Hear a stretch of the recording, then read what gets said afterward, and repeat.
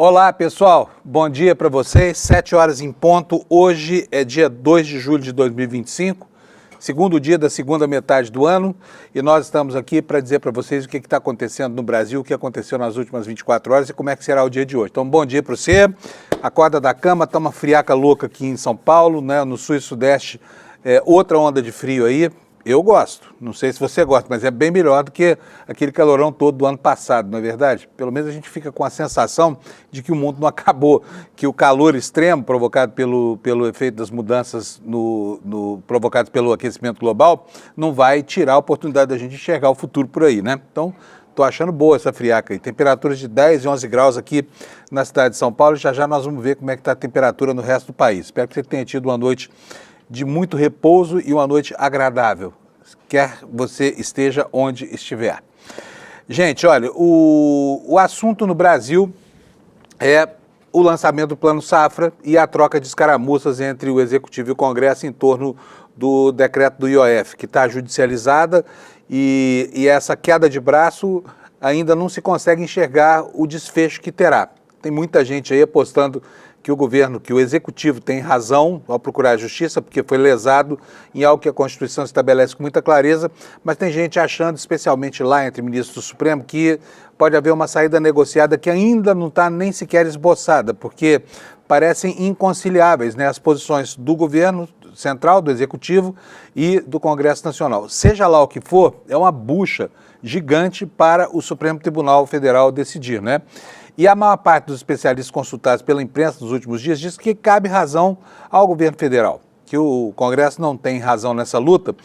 E aí é que a gente começa a ver como é que são as coisas no Brasil, como é que é a forçação de barra, né? A forçação de certas posições aí, defendidas de qualquer forma para fazer com que o governo execute um projeto de governo que não é aquele para o qual ele foi eleito, que é exatamente o que está acontecendo. A direita parlamentar no Brasil e os financistas, né, os maganos da Faria Lima, querem obrigar o governo Lula a executar o plano que era do Paulo Guedes, porque não se conformam com benefícios sociais. Eles não querem de jeito nenhum que os mais ricos do país paguem alguma coisa de imposto de renda para ajudar a sustentar a pirâmide do Estado, né? E que tem sim um papel de redistribuição de renda para a sociedade. E olha, e não se espante não, porque isso não acontece só no Brasil. Lá nos Estados Unidos está acontecendo a mesma coisa. Ontem, o Senado americano aprovou por 51 votos a 50, com o voto do vice-presidente da República, J.D. Vance, né, porque senão o assunto tinha ficado empatado, um projeto que o Trump chama de BBB, Big Beautiful Bill, quer dizer, o grande e lindo projeto de lei. Que de grande e lindo não tem nada, pode até ser grande, mas lindo não é. Porque lá nos Estados Unidos existe agora, nesse momento, a mesma discussão que está acontecendo no Brasil sobre o duelo entre ricos e pobres pelo controle da atividade parlamentar. E a gente vai ver tudo isso durante a edição de hoje do nosso Desperta, né? Antes de começar, vou chamar aqui o nosso, e vocês vão sentir saudade dele, hein? Alex Amorim, está aqui já na tela comigo. Alex, bom dia para você, tudo bom? Cadê tu, Alex? Que não aparece hoje. Aí, olha o homem aí, ó. Pega o fone. Panuso? Oi, Alex. Bom dia, tudo bem? O que aconteceu aí? Tá surpreso assim com a sua entrada no ar? Então, que é o Palmeiras na beira de virar campeão mundial aí, tá te atrapalhando as ideias, é isso? Sim, é que como eu vou entrar de férias, Panuso, aí eu tô treinando o Sato, que é o DTV que vai ficar no meu lugar, e eu tô aqui nesse cantinho porque ele tá no toque, eu olhei aqui a mãozinha. Ah, tá. E é isso. Vamos apresentar o Sato aí para o nosso... Vamos apresentar o Sato para a nossa galera. Isso aqui ao vivo, hein? Tá bom. Me conta, como é que tá lá o Mundial? Alguma novidade, não? Então, ontem teve 2 jogos, que foram os 2 últimos jogos, que da fase de oitavas de finais. O Real Madrid ganhou de 1-0 da Juventus e passou para a próxima fase. E o Borussia Dortmund ganhou de 2-1 do Monterrey e se classificou e vai pegar a equipe espanhola na próxima fase. E nisso, Panuso, as quartas de finais vai começar sexta-feira, com o primeiro jogo que vai ser às 4 horas da tarde, que vai ser entre Fluminense e Al Hilal. E às 10 horas da noite teremos Palmeiras e Chelsea. Já no sábado, o jogo vai ser um pouco diferente. Vai ser às 3 horas da tarde, PSG e Bayern de Munique.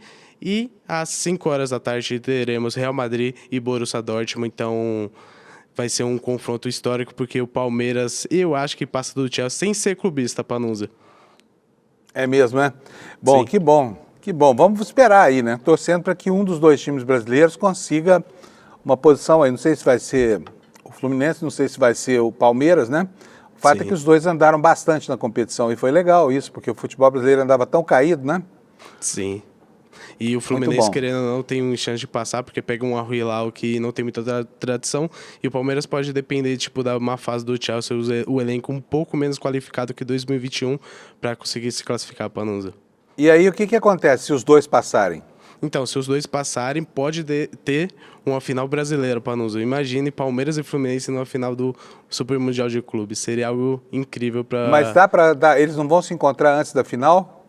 Nas Antes da final, semifinais? sim. Pode pegar numa semifinal, que aí seria um brasileiro certeza na final do Mundial de Clubes, que era algo que ninguém imaginava no início da competição, Panunzio.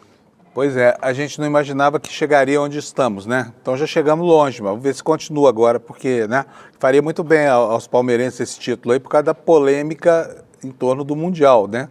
Que os adversários do Palmeiras dizem que não existe, os palmeirenses falam que o título de 51 está valendo até hoje, que está tudo certo com essa história de Palmeiras de Mundial. Mas se tiver agora, acaba a discussão, né, Alex? Isso é verdade. Lembrando que ontem caiu por baixo minha teoria que eu queria que a Juventus passasse para reeditar a final de 1951, porém caiu essa teoria e nisso vamos aguardar. E se Deus quiser, o Palmeiras vai ser bicampeão mundial, Panunzio. Vem cá, me conta uma coisa. Quem foi o adversário em 51? 51 a gente pegou a Juventus em 2 jogos importantes que a gente conseguiu a classificação. E a classificação não, minto, o campeonato mundial, o primeiro. Tá bom, Alex, beleza. Um abraço para você, então. Abraço, obrigado. tchau, tchau. Vamos continuar o programa. Então, nós temos um novo diretor de TV aí, pessoal, está em treinamento.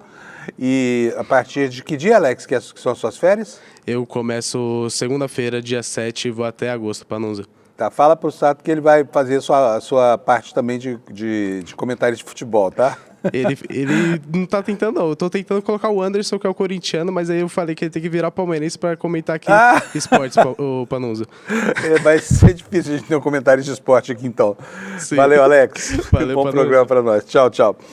Gente, vamos falar da meteorologia aqui um pouquinho. Cheio de alertas aqui na região sul do Brasil hoje. Quer ver só? Vamos mostrar a página do INMET para você. Olha só, nós temos alertas aí. O Brasil tem aí, ó, da faixa do litoral para o sul tem vários alertas, mas em compensação do litoral para o oeste não tem nenhum. O tempo está tranquilo hoje lá em toda a região amazônica, no Cerrado brasileiro, né? Segue o ritmo das estações do ano. Mas em compensação nós temos aqui, ó, alertas de, primeiro, chuvas intensas no litoral do Ceará e de acumulado de chuva no litoral do Rio Grande do Norte, Alagoas, Pernambuco, e Sergipe, tá? Chuvas intensas, acumulado de chuva hoje, dificultando a vida de quem mora em regiões sujeitas a desmoronamentos, né? E olha, daqui para baixo, olha, nessa região toda aqui, ó, do litoral do Rio de Janeiro, até pegando um pouquinho do Espírito Santo para baixo, olha quantas informações de acumulado de chuva que nós temos. 1, 2, 3, 4. Aqui no litoral de São Paulo, além do acumulado de chuva, olha, na divisa entre São Paulo e Paraná, nós temos aqui informações da onda de frio. Nem precisa da meteorologia para a gente saber que está um gelo. Basta abrir a janela da sua casa agora de manhã, você que mora aqui no centro-sul do país, para perceber que vai precisar de bastante agasalho hoje, né? E no sul do país, olha, 1, 2, 3, 4 alertas, sendo que pelo menos 2 deles de geada, que ocorreu nesta madrugada e pode voltar a ocorrer amanhã, né? E o que mais que nós temos aqui? Temos aqui, são 3 alertas, são 4 alertas de geada no sul do Rio Grande do Sul, entre as serras gaúcho e catarinense e mais ao centro do estado do Rio Grande do Sul. É isso aí, a previsão do tempo para amanhã. E agora vamos ver como é que ficam aqui algumas das temperaturas, para a gente saber exatamente qual será a boa, né? Aqui no mapa do INMET a gente vê aqui, olha, a frente fria com essa mancha acinzentada aqui, é a região onde está fazendo mais frio aqui no sudeste, tá bom? Então vamos lá, começando com o Rio Grande do Sul, mínimas de 3 graus Celsius. Tem gente que está registrando temperatura negativa no termômetro em casa, tá? Até porque essa temperatura divulgada pelo INMET é a temperatura média da cidade. Uma região metropolitana tem temperaturas que oscilam alguns graus para mais ou para menos, né? Depois em Florianópolis, mínima de 7 graus, máxima de 15 hoje.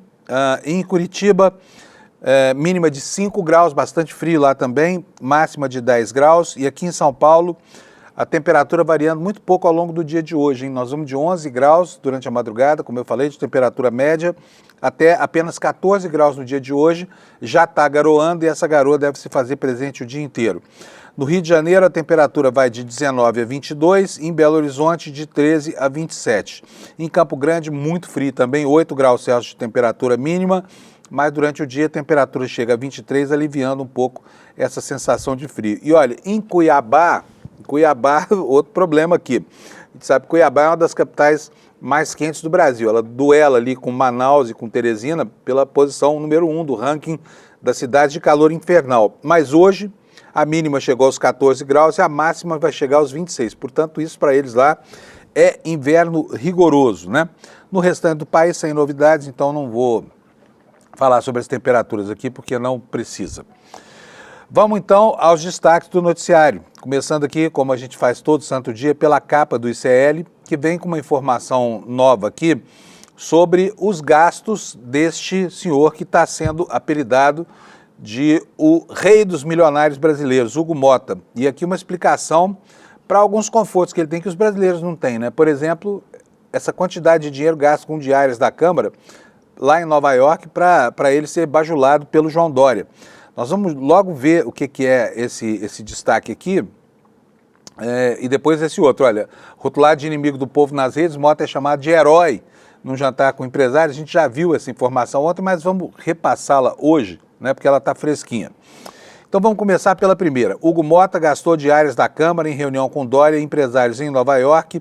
Matéria do insofismável Kleber Lourenço, que afirma o seguinte: o deputado Hugo Motta participou em maio de um conjunto de eventos em Nova York organizados por entidades empresariais como o LID, que agora o homenageia, né?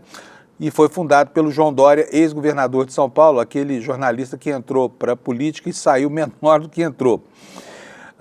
Mais de um mês depois, em junho, reencontrou Dória em Brasília em um jantar reservado, qual foi chamado de herói, a gente falou disso aqui ontem, por representantes do empresariado. E por que foi chamado de herói? Porque, óbvio, está defendendo aí a política Robin Hood e as avessas, né, do Congresso Nacional, que tenta sacrificar os mais pobres do Brasil enquanto melhora a situação dos mais ricos, né?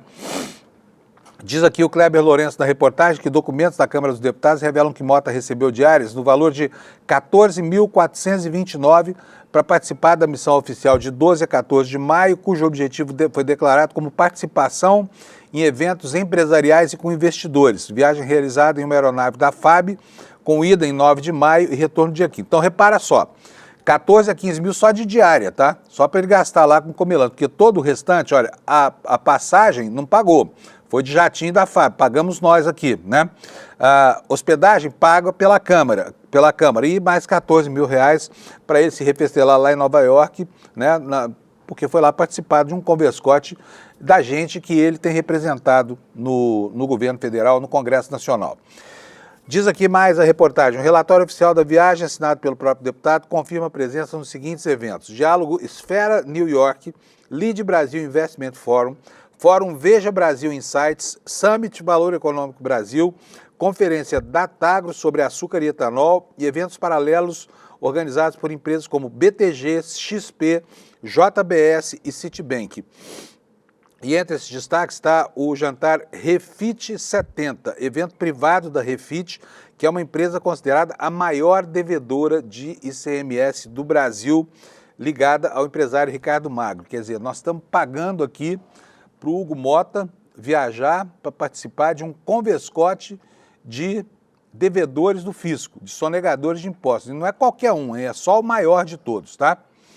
O evento do LID e seus desdobramentos ocorre em meio à crise política gerada por uma decisão da Câmara de derrubar o decreto presidencial que aumentava a alíquota do IOF para determinadas operações financeiras. Essa manobra foi vista como traição por integrantes do governo e marcou o início do distanciamento, agora abissal, né, entre o Planalto e setores da base do governo. Em redes sociais, Motta foi chamado de inimigo do povo por militantes, mas nós vamos ver isso aqui no próximo destaque aqui. O Motta definitivamente ganhou a pecha, que ele bem poderia dividir com o presidente do PL, né, o senador Ciro, porque realmente assim, ambos são muito empenhados na defesa dos vulneráveis milionários e aristocratas brasileiros. Bota na tela para mim, por favor, Alex. Rotulado como inimigo do povo nas redes, Mota é chamado de herói em jantar com empresários, né? Tá aqui a foto do Hugo Mota e do... Aliás, os dois combinam como a mão e a luva, estão sempre assim, com a indumentária impecável, né? Enfim, vamos ver do que trata aqui a reportagem. Chamado de inimigo do povo em críticas nas redes sociais por conta da derrubada de propostas que favorecem a população, que desfavorecem, né, a população mais pobre, o presidente da Câmara dos Deputados, Hugo Mota, se reuniu na noite de segunda-feira com cerca de 50 empresários e políticos na casa do governador de São Paulo. Tem a casa dele, gente, é o tamanho de muito sítio aqui, produtor de verde, o 12 mil metros quadrados. Me pergunta aqui por que alguém precisa de 12 mil metros quadrados para viver, mas o Dória precisa. Durante o evento, em discurso, Dória disse que o Mota é o herói do Brasil. Contra ocorreu em meio ao avanço das críticas contra o Congresso, com uma percepção de conivência e alinhamento com o interesse das elites econômicas. A hashtag Congresso Inimigo do Povo é uma das mais vistas nas plataformas digitais nos últimos dias. Entre os presentes estavam Gilberto Kassab, presidente do PSD, secretário de Relações Institucionais do governo, Tarcísio Freitas, do Republicanos, o vice-governador do estado, Felício Ramute, e o ex-governador de São Paulo, Rodrigo Garcia, além do deputado federal Antônio Brito, do PSD da Bahia. No evento, Dória rasgou elogios a Mota em discurso aos participantes. O que ele disse? Ao longo desta semana, houve um movimento crucial para a vida do país, liderado por Hugo Mota. Ele fez a defesa de um princípio que atende a todo o Brasil. Se colocou e convenceu seus colegas da Câmara e do Senado de que a decisão tomada não era contra o presidente Lula, mas sim a favor do Brasil. Mandei uma mensagem para ele essa semana e reafirmo. Hugo, você é o herói do Brasil. Pode não ser do Brasil, mas é o herói, né, desses almofadinhas aí que se reuniram lá na casa do Dória, atrás de quê? De continuar estimulando atitudes do presidente da Câmara em defesa dos seus interesses. Mas definitivamente não se pode dizer que esses interesses sejam o interesse da maioria da população brasileira, né? Enquanto isso, nas redes sociais, rola uma campanha para demarcar o território perante a opinião pública desses que se colocam ao lado dos mais ricos contra os outros que estão se colocando aos lados dos mais pobres, né?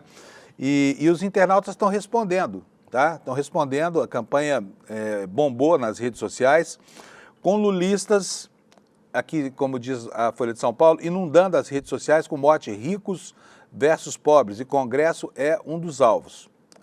O que nos diz esse texto da Folha? Em sintonia com os discursos de Lula e de Haddad, governistas têm inundado as redes sociais com a retórica de luta entre pobres e ricos, cenário em que o presidente da República estaria entrando em choque contra os poderosos interesses do status quo empresarial e financeiro. Agora, preste atenção, porque uma coisa é o discurso, outra coisa é a prática, como a gente vai ver daqui a pouco.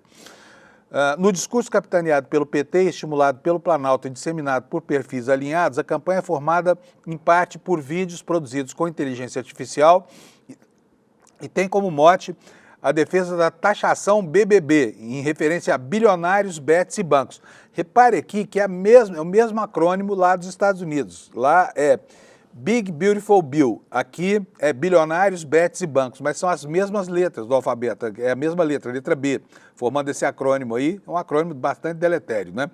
Grupo que formaria um poderoso lobby em parceria com o Centrão e a direita no Legislativo. O Congresso é um dos principais alvos dessa campanha, em especial o varejo da rede social, onde o Legislativo aparece claramente identificado como inimigo do povo. O direcionamento político das redes e o discurso e a ação de Lula, que nessa terça-feira disse enfrentar uma rebelião toda vez que tenta cobrar mais impostos dos mais ricos, que é exatamente o que a gente está vendo acontecer agora, né? A declaração foi dada pouco depois que a AGU ingressou no Supremo, tentando resgatar o decreto presidencial que elevou as alíquotas do IOF e que os congressistas decidiram barrar, tá? Então, enfim, o clima é esse aí. E ontem houve o lançamento do Plano Safra, né? Um dinheirão, foi 8% a mais dinheiro este ano, portanto, um valor corrigido acima da inflação para o grande agronegócio plantar e colher as commodities que no ano que vem vão fazer a alegria da nossa balança comercial. E foi uma festa marcada por importantes posicionamentos políticos que nós vamos ver agora, tá? E eu vou mostrar para vocês aqui os vídeos do que aconteceu ontem. Primeiro, Lula anunciando o Plano Safra. Vamos ver então? Alex, roda para a gente, por favor, para a gente ver o que o presidente Lula falou sobre equalização de juros no lançamento do Plano Safra. Eu vi a apresentação do Paulo Teixeira e eu vi lá uma quantidade de juros de 3%, juro 2,5%. Aliás, acho que a taxa mais alta que eu vi aí foi 5%. É importante registrar que uma taxa de juros a 5%, numa inflação de 5%, é taxa de juros zero. É importante lembrar que uma taxa de juros a 3% num país com a inflação de 5% significa menos 2, é menos que juros zero. E isso está permeado para toda a agricultura familiar. Se você for olhar a agricultura empresarial, as pessoas se queixam, mas a taxa de juros está muito cara. Pois bem, se você pegar um juro a 14% ao ano e você descontar 5% de inflação, esse juro vai ser 9%. Está longe de ser a taxa Selic. Então é importante que a gente aprenda a falar essas coisas para as pessoas se darem conta de que os nossos bancos estão fazendo aquilo que historicamente não se fazia nesse país. O nosso objetivo é fazer com que se produza máquina nesse país que atenda às necessidades do pequeno produtor. O grande já tem. O grande tem máquina, que a máquina sozinha é maior do que a propriedade de vocês. E que bom que ele tenha. E que o governo também financia. E financia a taxa de juros mais barato. Eu gostaria que todo o juro fosse zero, mas ainda não depende da nossa política econômica, que não tem muito a ver com a taxação de juros. Pois é, está aí o presidente Lula falando sobre um dos aspectos, que é a equalização. O governo banca, né, por meio do quê? Por meio dos impostos que a sociedade paga, para depois o agronegócio fazer campanha contra o próprio governo do presidente Lula, né? Fazer campanhas que muitas vezes chegam ao nível da sabotagem mesmo, porque todo mundo sabe que a relação entre o agronegócio e a presidência da República não tem nada a ver com esse tom de cordialidade quando se trata de alguma coisa formal. Quer dizer, quando o presidente libera quase 600 bilhões de reais para o plantio da safra, ainda assim ele não consegue granjear a simpatia desse setor. Inclusive, há uma campanha na internet que ontem foi abordada pelo ministro Fernando Haddad, que é uma campanha bastante insidiosa, né? Chamando essa informação de que o presidente não dá dinheiro para a agricultura, que o presidente dá dinheiro para a agricultura, mas é pouco, e dizendo que o Lula está fazendo fake news quando disse que vai mandar esse dinheirão todo lá para os agricultores plantarem a safra. O que nós vamos ver agora foi uma reclamação feita ontem pelo ministro Fernando Haddad contra essa campanha nas redes, né, que é uma campanha mentirosa, para tentar macular ainda mais uma relação que já é muito difícil entre Lula e agricultores brasileiros. Roda para nós, por favor, Alex. Gente, nós temos que botar o pé no chão e começar a falar de país grande, falar de política pública, falar de projeto de nação. Parar com essa briga ideológica, com fake news, de dizer que o Plano Safra é menor do que o anunciado. É 42% maior do que o de 2022. 42%. Um país começa a ter problemas quando a verdade incomoda. A verdade é parte da solução dos nossos problemas. Quanto mais transparentes nós formos, tanto com o nosso sucesso, quanto com os nossos desafios, mais nós vamos nos unir em torno de um projeto de Brasil grande e de Brasil justo.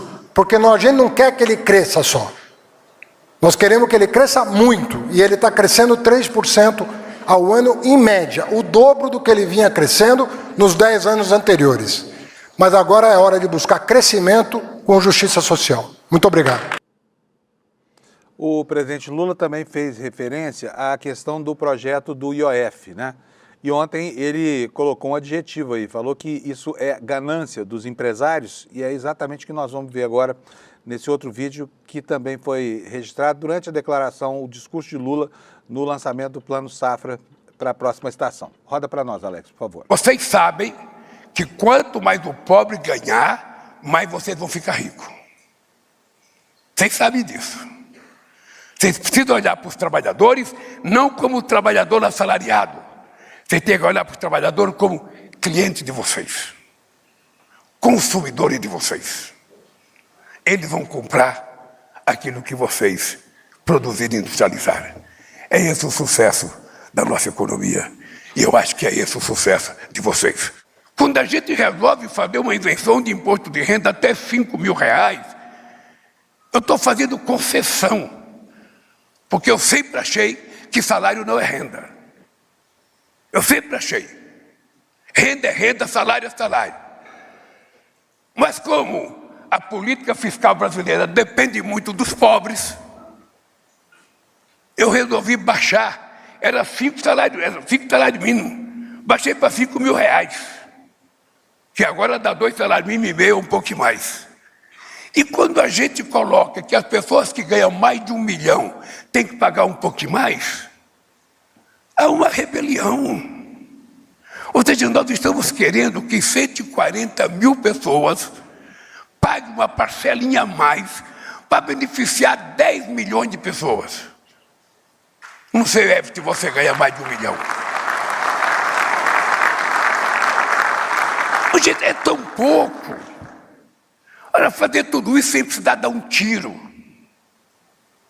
Sem precisar matar ninguém, sem precisar prender ninguém. Sem precisar fazer greve geral. Nada, fazer isso acordando, sentando numa mesa e conversando. Vamos tentar estabelecer que um dia esse país vai ter uma política fiscal justa.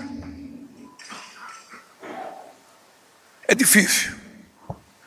É muito difícil. Porque não é nem intenção. Porque todo mundo é muito bem formado. Todo mundo é muito bem letrado. Só pode ser ganância. Só pode ser a desgraçada da doença de acumulação de riqueza, só para mim e não para os outros. Porque vocês imaginem que nós temos nesse país pagamento da taxa de juros de quase de R$1,2 trilhão. Mas sabe como nós temos de desoneração, isenção fiscal? R$680 bilhões. E eu fico triste quando eu vejo as pessoas jogar a culpa em cima dos doentes, em cima do BPC, em cima do Bolsa Família, em cima do pé de meia para garantir que 500 mil moleques que desistiam da escola para trabalhar, não desistam, pelo amor de Deus, volta a estudar, porra. Esse dinheiro que você está recebendo vai ser devolvido em dobro para o Estado, quando vocês tiverem formado cidadão de primeira classe nesse país. É difícil fazer as pessoas compreenderem isso. Se a gente continuar estabelecendo que vai predominar na nossa cabeça o desejo de mentir, o desejo de fazer canalice, quando a gente deveria fazer coisa séria. Esse país não pode perder essa chance. Eu disse ao Pacheco quando eu tomei posse, disse ao Lira, e depois eu disse mais recentemente ao Alcolumbre e ao Hugo Mota. Esse país será o que a gente quiser que ele seja. É só a gente determinar o tamanho que a gente quer que esse país seja. Para isso é preciso diminuir os privilégios. Ninguém está querendo tirar nada de ninguém, queremos apenas diminuir os privilégios de alguns para dar um pouco de direito para os outros. É só isso que nós queremos.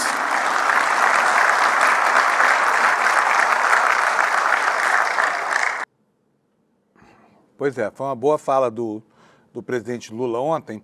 E por falar nisso, falta aqui uma informação ainda para você, porque a gente, quando fala do agronegócio, a gente está selecionando aqui a agricultura de grande porte, né, que produz as commodities, né, que produz alimentos. O que produz alimentos é a agricultura familiar no Brasil, é o pequeno agricultor que produz... Gente, por favor, corta aqui o áudio para mim no fone. Com relação aos recursos para a agricultura familiar, eu peguei aqui uma notícia do Brasil de Fato, mas a manchete aqui não está correta. Por quê? Porque ela fala aqui, olha, Lula lança plano safra do agro com valor 82 superior ao da agricultura familiar. Não é isso, não. é o seguinte, a conta lá foi mal feita. O Lula lançou um plano de 500 e tantos bilhões para a agricultura empresarial e para o Plano Safra destinou 89 bilhões, que corresponde a cerca de 20% do plano. Mas o volume de recursos destinados à agricultura empresarial é 6 vezes maior do que o da agricultura familiar, como eu falei, de 89 bilhões, né? Vou ler aqui para vocês um trechinho da matéria, só para vocês entenderem a diferença entre um e outro. E aqui o que importa é o seguinte, além da retórica, além da guerra de argumentos, convém a gente sopesar muito bem o que é que são as ações práticas do governo em favor de cada setor, tá? E aí a gente começa a entender que essa guerra retórica não tem nenhuma relação com a realidade fática que mostra um governo empenhado e muito em fazer com que o setor produtivo da agricultura, o chamado grande agronegócio, tenha todas as condições para se desenvolver, né? E assim pode-se afirmar com toda certeza que o governo brasileiro está fechado com o agronegócio. Apesar de que os fazendeiros não perdem a oportunidade de falar mal do Lula, a gente até nem entende por quê, porque eles nunca viram tanto dinheiro na vida. Mas na agricultura familiar também tem dinheiro, só que é bem menos, foram 89 bilhões de reais para ações de crédito rural, como está aqui no texto do Brasil de Fato, compras públicas, seguro agrícola, assistência técnica, garantia de preços mínimos. E desse total, 78 bilhões, né, serão operados por meio do Programa Nacional de Fortalecimento da Agricultura Familiar, chamado PRONAF, né? E a matéria diz um pouquinho mais, diz que enquanto o plano da agricultura familiar é direcionado para pequenos agricultores, o anunciado ontem contempla médios e grandes produtores com linhas específicas para custeio, comercialização e investimento. As condições variam conforme o perfil dos beneficiários e os programas acessados. Então fica aqui o registro, quer dizer, de cada R$1 mandado para a agricultura familiar pelo governo, outros 6 são enviados diretamente para o grande agronegócio, né? Para o grande agronegócio.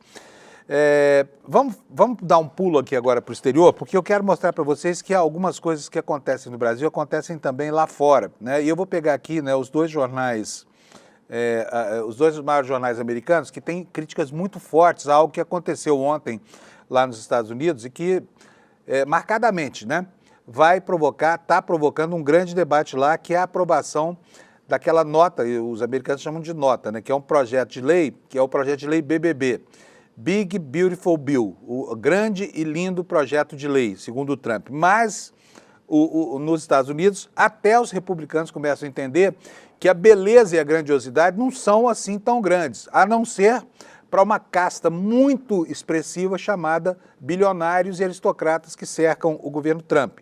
E agora, até os grandes jornais americanos estão caindo de pau nesse projeto de lei do Trump, que ontem o Senado aprovou com dificuldade, com o voto do vice-presidente da República, que é senador nos Estados Unidos, por 51 votos a 50.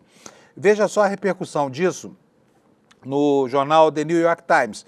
E aqui eu estou mostrando o Times, tá, gente? Não é o órgão de imprensa do Partido Comunista Chinês, tá?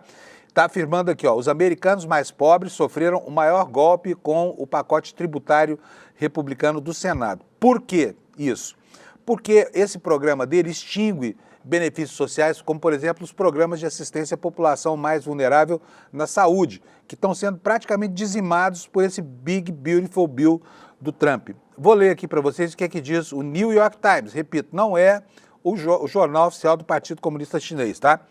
Americanos mais pobres sofreram o maior golpe com o pacote tributário republicano do Senado. Pequenas melhorias dos impostos são ofuscadas por cortes no seguro-saúde e outras ajudas federais, resultando em um pacote que favorece os ricos. Afirmação, digo uma vez mais, do New York Times, tá? E o que é que nos diz a matéria? Uma matéria que é, ao mesmo tempo, informativa e analítica. Milhões de americanos de baixa renda podem sofrer perdas financeiras alarmantes com o pacote de política interna que os republicanos apresentaram no Senado nesta terça-feira, que reserva seus maiores benefícios para os ricos, enquanto ameaça retirar dos mais pobres o seguro-saúde, os cupons de alimentação e outras ajudas. Para muitas dessas famílias, a perda do apoio crucial provavelmente vai anular qualquer melhoria que possa ser vista como resultado de impostos ligeiramente mais baixos, disseram especialistas. E essa realidade pode prejudicar os legisladores republicanos e o presidente Trump, que insistiram novamente essa semana que a sua visão legislativa beneficiaria toda a economia.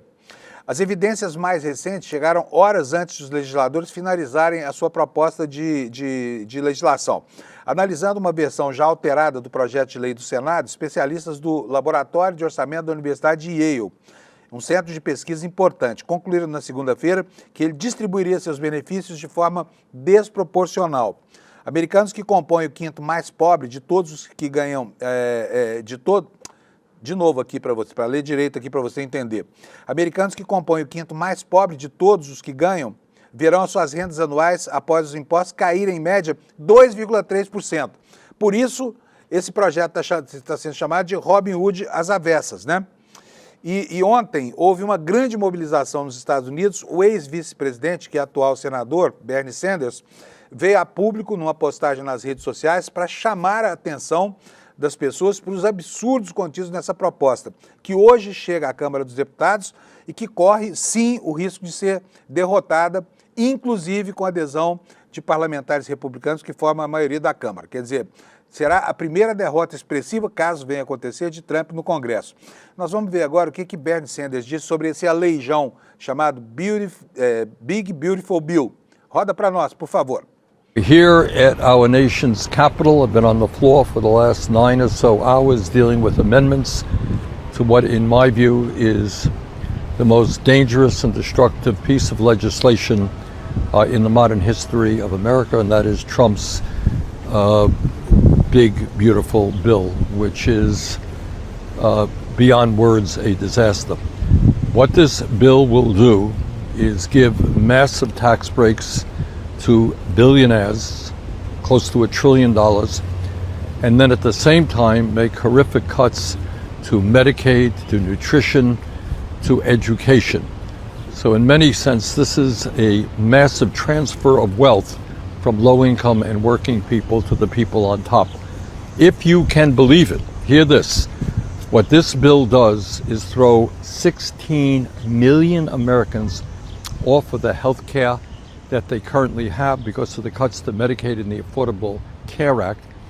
There are studies out there which suggest, I mean, this is just almost unspeakable, that some 50,000 Americans will die every year unnecessarily because of the health care that they lose. On top of that, massive cuts to nursing homes and to community health centers that are dependent on Medicaid funding.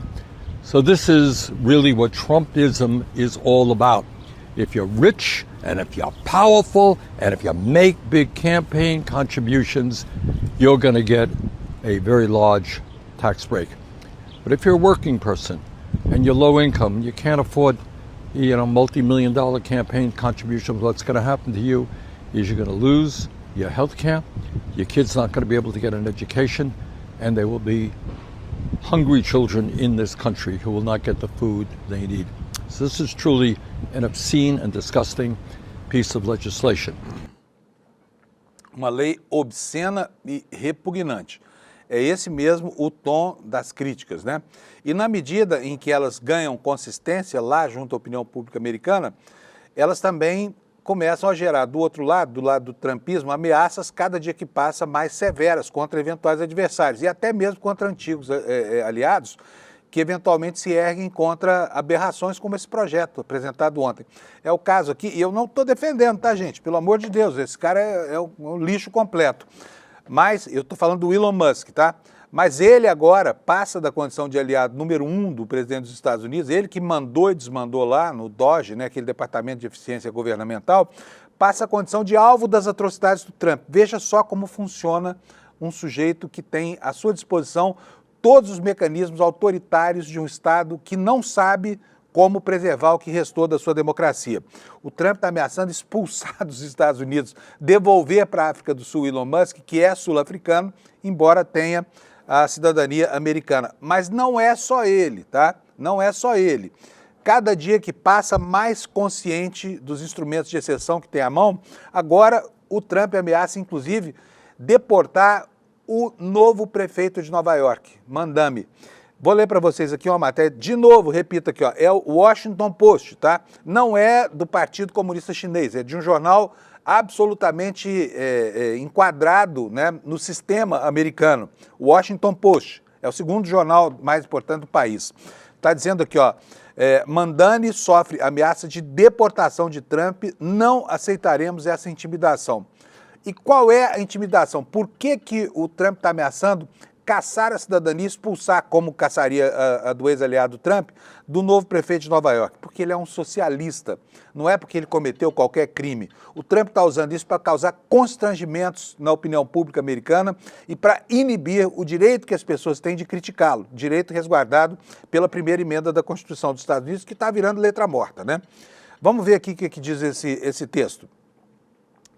Depois que o presidente Donald Trump ameaçou deportar Zohran Mamdani, o recém-eleito candidato democrata à prefeitura de Nova York, caso eles bloqueassem as batidas do ICE, né, do Serviço de Imigração, o Mamdani respondeu com firmeza. O que disse aqui o novo prefeito de Nova York? O presidente dos Estados Unidos acaba de ameaçar me prender, retirar minha cidadania, me colocar em um campo de detenção e me deportar. Não porque eu tenha infringido alguma lei, mas porque me recuso a deixar o ICE aterrorizar a nossa cidade, disse Mamdani em um comunicado. Suas declarações não representam apenas um ataque à nossa democracia, mas uma tentativa de enviar uma mensagem a todos os nova-iorquinos que se recusam a se esconder nas sombras. Se vocês se manifestarem, eles virão atrás de você. Não acreditemos nessa intimidação, acrescentou Mamdani, que tem 33 anos de idade e acaba de ser eleito prefeito da maior cidade dos Estados Unidos. Diz aqui o Washington Post que ele também chamou os elogios de Trump ao prefeito de Nova York, Eric Adams, um democrata que optou por não participar das primárias para concorrer como independente, de nada surpreendente em uma atitude que destaca a urgência de pôr fim ao mandato desse prefeito na prefeitura. Então está aqui para que vocês digam depois, assim, olha, quando a gente quiser esboçar uma crítica ao Trump, atitudes de um déspota, de um ditador, né, que está usando o seu poder imperial para causar constrangimentos a todos aqueles que o criticam. E depois vem fazer aqui proselitismo sobre liberdade de expressão, defesa de uma liberdade de expressão que corporifica os interesses das maiores empresas norte-americanas hoje, que são as Big Techs. E se você duvida das atrocidades que esse cara é capaz, vou colocar aqui para você um outro texto também do New York Times, né, sobre a perspectiva de expulsão do Elon Musk, tá? Olha só, a manchete do jornal aqui, tá fresquinho, jornal de hoje, diferença sobre o projeto de lei, que é o BBB, Big Beautiful Bill, né? O grande e lindo projeto de lei. Enfim, foi isso que acendeu a polêmica entre o Trump e o Musk. O Musk, lá atrás, há cerca de 2 meses, chamou esse projeto de lei de aberração, né? E aí o Trump está respondendo até agora. A briga entre eles parecia que tinha arrefecido. A gente até achou muito ruim isso, porque num caso como esse, a gente torce pela briga, né? Mas não, agora voltou a ficar violenta com essas ameaças aí. O que diz o jornal aqui? O presidente Trump intensificou sua retórica contra Elon Musk, sugerindo em determinado momento que podia estar interessado em deportá-lo. Já pensaram o Musk lá em Guantánamo? Já pensou ele em um campo de concentração junto com os refugiados que ele deplora e que foram objeto de uma campanha muito hedionda que ele próprio fez e patrocinou contra os imigrantes, estigmatizando todo mundo?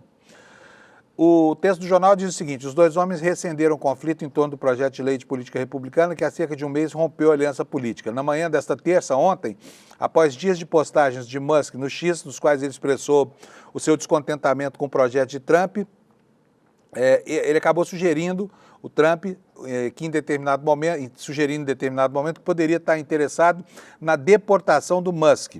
A retomada das hostilidades foi uma surpresa depois que o Musk telefonou para o Trump em meados de junho e postou uma mensagem se desculpando por alguns ataques online. Você viu isso aqui porque a gente noticiou isso, né? O Musk teve a iniciativa de dizer que tinha ido além dos limites em determinadas abordagens, e isso aplanava o caminho para uma reconciliação que acabou não acontecendo, né?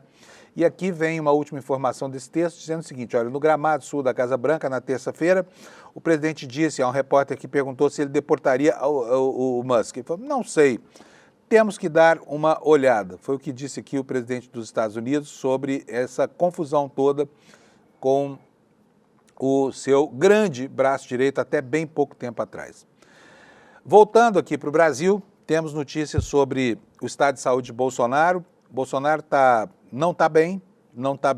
Ele participou no domingo daquele ato flopado aqui em São Paulo, o que deve ter agravado ainda mais, se não o estado de saúde, pelo menos os humores. Os médicos já haviam contraindicado a presença dele na Avenida Paulista, mas ele foi lá, discursou, não aconteceu nada. Agora sabemos que a coisa não está bem para ele. Está aqui a manchete do jornal Estado de São Paulo.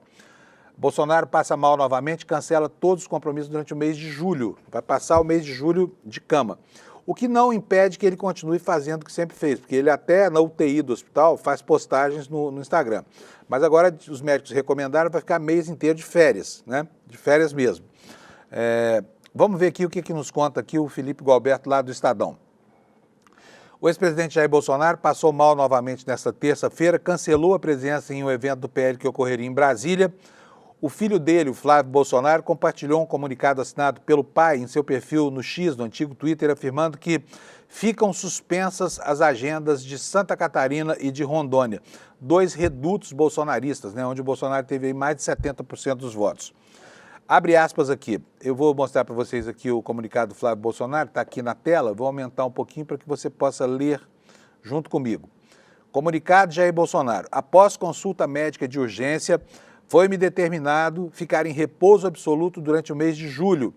Do exposto, ficam suspensas as agendas de Santa Catarina e Rondônia. Crise de soluços e vômitos tornaram-se constantes, fatos que me impedem até de comparecer a esse tipo de evento. Está aqui feito, então, deixa eu só ver o que mais tem de importante aqui nesse comunicado, mas é só isso, que me impede até de falar, obrigado Jair Bolsonaro, tá?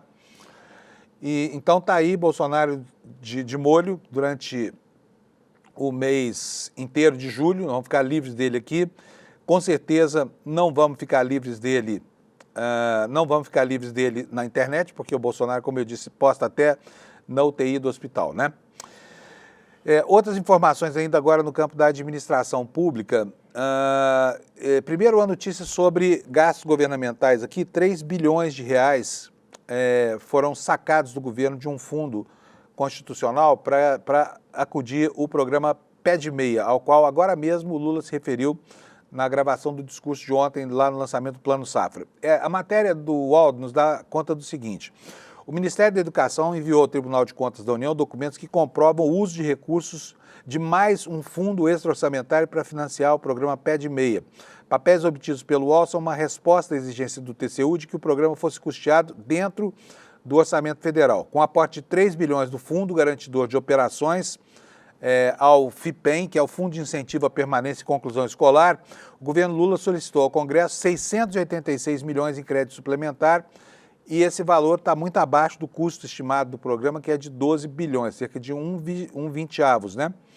A prática de financiar o Pé de Meia com recursos fora do orçamento foi questionada pelo TCU, que determinou em fevereiro um prazo de 120 dias para a regularização. O prazo venceu na semana passada, embora tenha autorizado temporariamente o uso do FIPEM, o tribunal não mencionou o FGO como uma fonte válida, tá? Vamos falar um pouquinho sobre outras gastanças aberrantes aqui no momento de contenção, porque a gente está vendo juízes incorporando penduricalhos, parlamentares aumentando suas próprias verbas, e com relação ao conforto desses parlamentares, né, que se tornaram assim, os grandes manda-chuvas da política e da economia brasileira, aqui no UOL também há uma outra informação de que só em veículos alugados os parlamentares gastaram em 2024 51 milhões de reais. Fica aqui a minha pergunta sobre se não seria melhor comprar esses carros, né, ao invés de alugá-los, porque com 51 milhões de reais você compra aí carros na faixa de 150 mil reais, você vai comprar uma infinidade de carros, né? Mas foi o que os parlamentares gastaram no ano passado alugando carros de luxo para rodar lá em Brasília. A matéria nos conta que senadores e deputados contam com veículos custeados pelo Congresso para andar em Brasília e dos seus estados. Em 2024, esse gasto chegou a 51 milhões de reais, valor a que se chega com a somatória dos contratos de locação firmados pela Câmara e pelo Senado e dos 42 milhões de gastos pelos deputados com aluguel de carros pagos diretamente da cota parlamentar. O total de valores reembolsados aos senadores não foi contabilizado. A maior parte dos veículos alugados pelos parlamentares são SUVs. Quais são? Vê se tem Fusca aqui. Não vai achar. Jeep Commander, Toyota Hilux, Toyota SW4 Diamond. Os 79 veículos pretos para o Senado são modelo Nissan Sentra, um carro sedã de médio porte, e esses só podem circular lá em Brasília. Tem uma empresa que é responsável por esse contrato, chamada Quali, né? E ela também fornece o Kia Carnival, adaptado para a senadora Mayra Gabrilli, que é tetraplégica. A assessoria de imprensa do Senado informou que 5 senadores abdicaram dos valores. Quem foi que não alugou carros, né? Dando um exemplo aqui de boas práticas no trato com o dinheiro do povo. Confúcio Moura, do MDB de Roraima, de Rondônia, Vanderlan Cardoso, do PSD de Goiás, Eduardo Girão, do Novo do Ceará, Eduardo Cajuru, do PSB de Goiás e Cleitinho, do Republicanos de Minas Gerais. Todos eles de direita, hein? Estranho isso aqui. Os veículos que seriam utilizados pelos senadores ficam à disposição da Diretoria-Geral, da Secretaria-Geral da Mesa, da Advocacia-Geral do Senado. Os demais carros são da reserva de contingência, né? Reserva de contingência. Gente, a novela do corpo da Juliana Marins, a menina que morreu lá na Indonésia, né, ao cair de um despenhadeiro na beira do vulcão. O corpo dela chegou ao Rio de Janeiro e vai passar por uma nova autópsia hoje. Os próprios médicos legistas e patologistas têm dúvidas sobre a eficiência desse processo, porque o corpo já foi muito manipulado, né?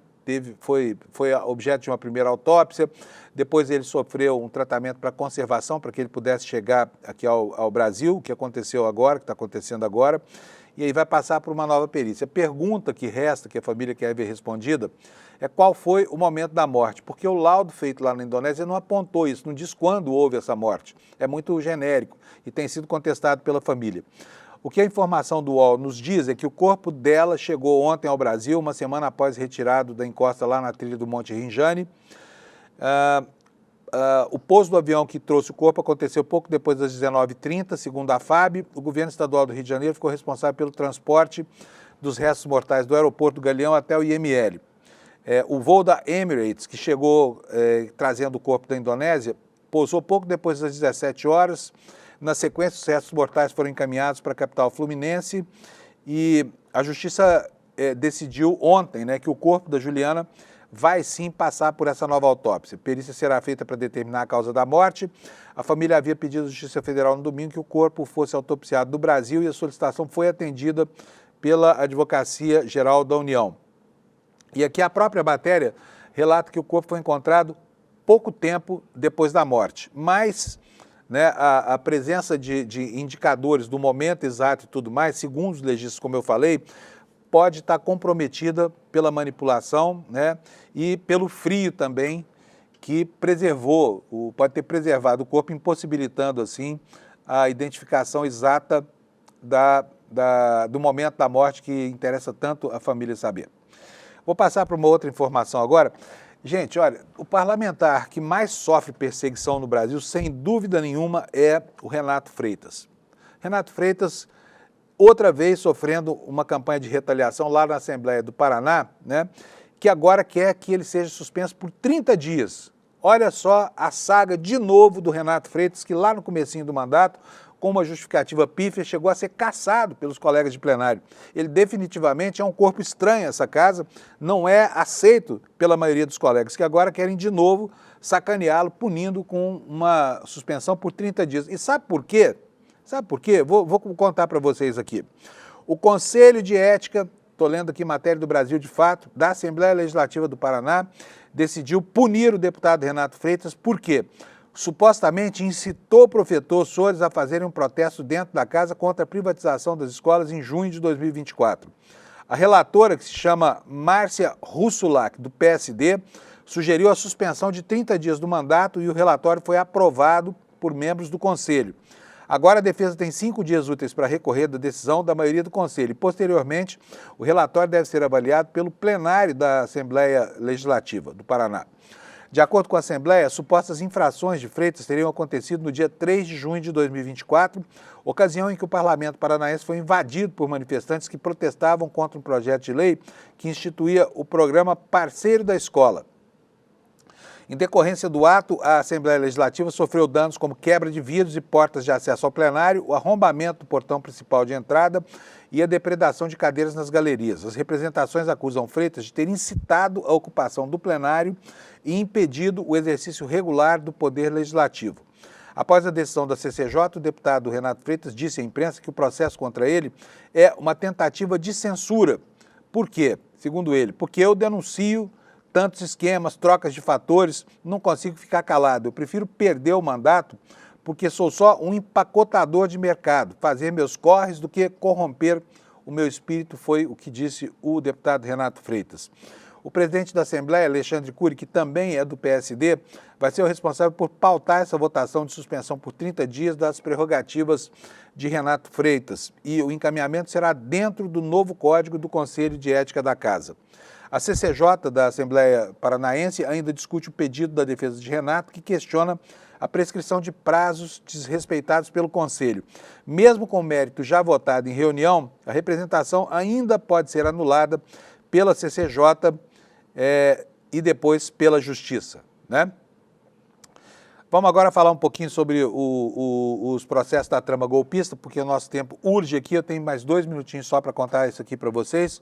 O Xandão, o ministro Alexandre de Moraes, cancelou os depoimentos dos 2 filhos de Bolsonaro como testemunhas no inquérito da trama golpista. O ministro, segundo a Folha, havia definido que ambos falariam em 16 de julho, mas agora citou que os filhos de outro réu investigados em ações, que são filhos de outro réu e que são investigados em ação conexa. Vamos entender o que significa isso.